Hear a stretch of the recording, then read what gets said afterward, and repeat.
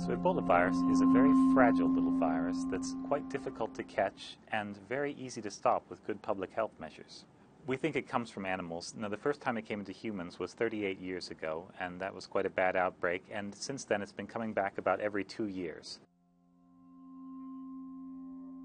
The symptoms you would have would look a lot like the flu. You'd have joint pains, a sore throat. I mean, this sounds like almost any disease that you can imagine. Later on, it progresses to horrible diarrhea and vomiting, and toward the end, you get so weak that you basically can't sit up. There may be blood leakage, but usually that's on the inside rather than the outside.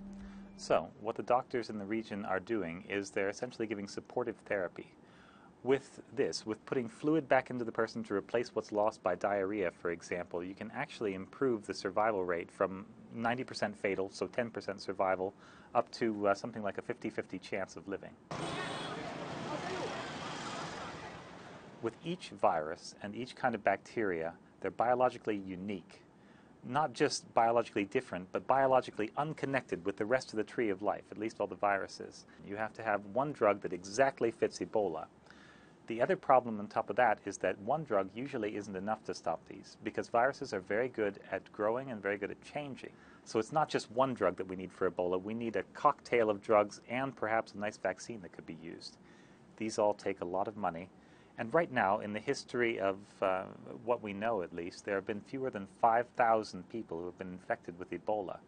It sounds scary, but I don't know that there's enough panic or enough people who are potential customers for these drugs to warrant a company, a private company anyway, putting the money in that it would take to develop these.